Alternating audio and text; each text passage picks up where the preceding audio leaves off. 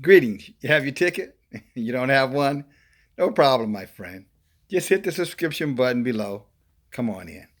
Hey guys, DFG here, Gideon's Flight. Hey, it's Tuesday night, and I just wanted to take a few minutes. Just finished watching the Democratic, at least the first round, second round, but the first segment of the Democratic debates. And there was something that came up in the debate, and I'm glad it came up. I'll give credit to Marianne Williamson, and she brought it up, and she talked about reparations. And I know some of you guys have heard me talk about reparations. Some of you guys to your satisfaction. Some of you guys probably to your dismay. I'm not naive to think that all of you who are listening, to this message are in agreement with reparations. I think largely because you probably don't understand, the impact of what slavery, Jim Crow, black codes, pig laws, mass incarceration, crack, cocaine being allowed, guns being allowed into the inner cities, and the destruction that all those things that I have mentioned have done to, the Hebrew Israelites here. You call them African Americans, or you identify them as African Americans. Now, when you look at reparations again is making amends for a wrong that has done when someone is owed something that they have not been compensated for. Now, again, you've heard me say this before. Some of you guys, it has nothing to do with you. Caucasians, for example. Some of you guys, you're in your feelings about it because somehow you feel that, the Hebrew Israelites don't deserve, assistance to help themselves up. And you say that because you want to look at things always in the present as it relates to you when it benefits you. And I'm going to give it to you straight. But when it comes down to looking at historical things that matter to you, then you're quick to want to bring up, the past, the importance of, the national anthem, the importance of, the Constitution, the importance of the founding fathers, the rights of states and different things of that. All those things are things of the past too. And you regularly invoke those things when they meet your expectations or they fit, your particular agenda, including the Constitution of the United States, especially when it comes to the First and Second Amendment. The second one, the right to bear arms, which I fully agree with. But as you already know, those are documents that have been in place now for hundreds of years. And they're just as much as present and past as reparations for people of color are present and past. Because they both had an impact then and they both have an impact now. Now, let me give you some other statistics. And people of color, Hebrew Israelites, you should share this video with your friends and family so that they are equally informed on things that are this important. Because again, Marianne Williamson, the Democratic candidate, brought it up. And she talked about how it could possibly heal the nation by being honest and talking about,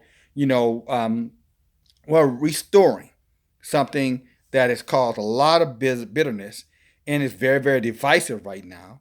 And the fact that you should not vote, nor should you allow, you should encourage your family members not to vote as well if, they are not in favor of reparations or they don't understand the importance of reparations.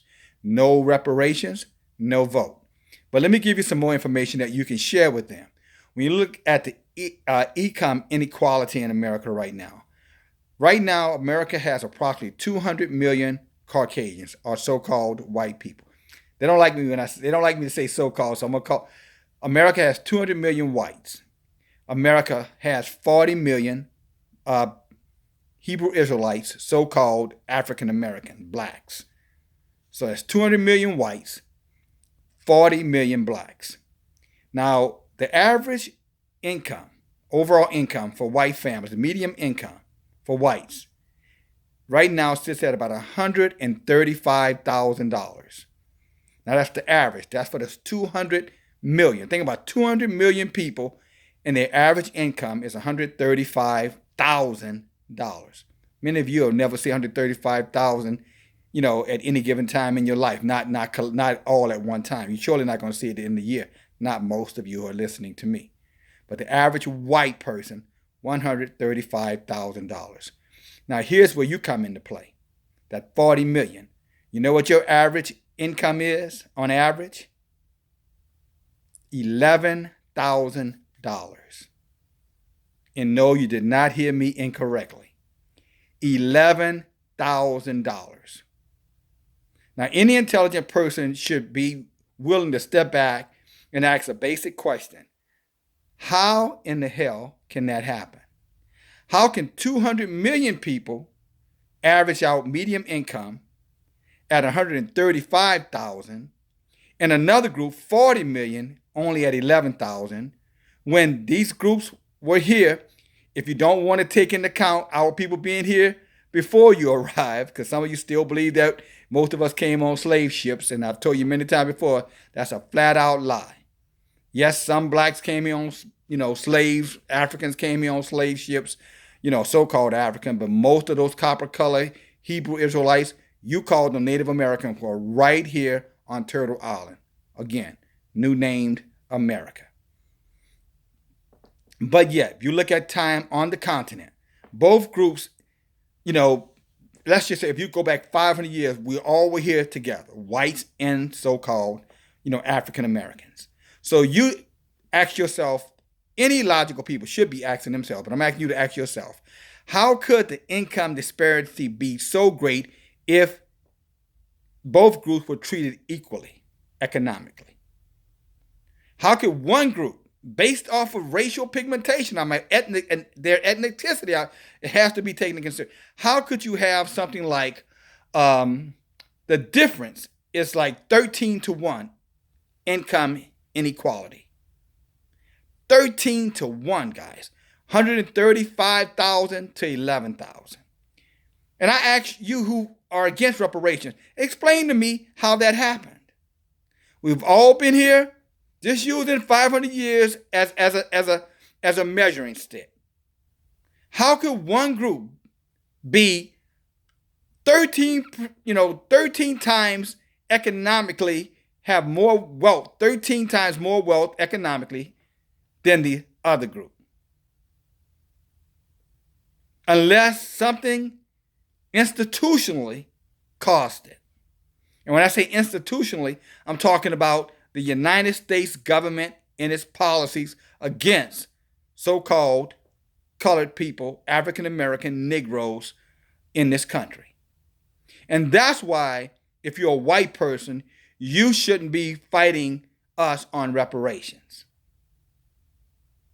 If you're looking at this with a speck of intelligence, ask yourself that same question.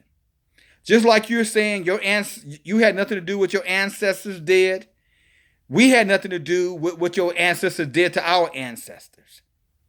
But the difference between you and us, you didn't have to pay a penalty for what your ancestors did, but yet we have been punished because of what happened to our ancestors. Now I'm going to say that to you again, nice and slow. The difference between us and you is that you benefited from what your ancestors did. Maybe not directly, but you were not held back. We were not only punished based off of what happened to our ancestors, but we were placed in this situation, deprived of wealth and all other aspects of the so-called life, liberty, and happiness. So we were deprived of those opportunities. You were not.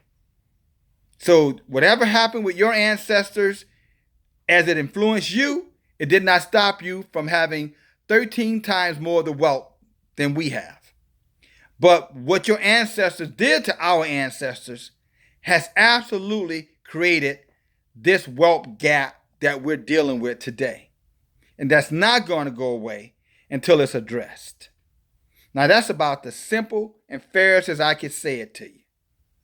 Now, if you're not decent enough to at least understand that. You don't have to agree with it, but you could be understanding enough about it to get out of the way and not go out of your way, speaking against it or trying to block it by just using a little basic knowledge, a little historical facts.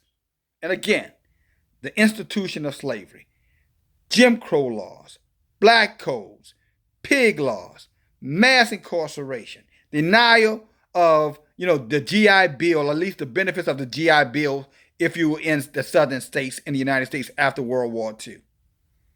I can go on and on and on. These are the things that happen: redlining, redistricting, refusing us bank loans, opportunities for grants, all the things that your parents were allowed to take advantage of. Long after the Civil War, I might add. These laws, these things are still affecting communities today, guys, and you know that. If you're white, you know that blacks are still being discriminated against, so-called blacks. You know it, whether you want to admit it or not. But, but some of you guys, you want to play dumb, you want to play stupid, for the sake of being able to say, I guess I'm not going to let a nigga get ahead of me. Excuse that term. But how else can I say it? I can't say it sweet because there's nothing sweet about it. It's a bitter, bitter taste in the mouths of the Hebrew Israelites, so-called African Americans. So I'm going to leave you with this message. But again, for you who care, you need to share this video. And, to Marianne Williamson, kudos, because she brought it up. And some of the other candidates talked around it. They didn't talk directly to it as she did. But this, the Democrats will understand next year, in 2020. No reparations, no vote. If you can't support us in our agenda and what we need to make us whole, then don't expect us to show up at the polls and support you. And last but not least, I don't even hear anything about tax dollars. And you heard me say before, blacks have been paying taxes since tax laws came into place. We have never been tax exempt, except when we were your property. Some of you wish we were still your property. But we've been paying taxes in this system, and we've been paying all of American bills, whether they've been bills to run this government or bills to give reparations to other nations or people who were impacted unjustly by this nation, including the money that's being given to the 9/11, the children of the victims of 9/11. Oh, and last but not least, I think it's another $970 billion given to the military-industrial complex now makes us, as America, spending more money on war and weaponry than the 7 biggest countries, largest countries, military spending countries behind us. We spend more than all of them combined. So the money is there. The question is whether or not you guys are going to do the right thing. I'm talking about you're going to petition your government, and along with us, and hold that government accountable to righting this long overdue wrong. We hope you join us, because we're not going anywhere, and we damn sure not going to change our position. And I say that to you with all respect and love. And if the shoe was on the other foot, trust me, blacks have already shown they would support you. And the worst can they treat them like shit, and they still support you, and you know it. Okay? Thank you guys for listening. DFG, talk to you soon. No reparations, no vote. Bye now.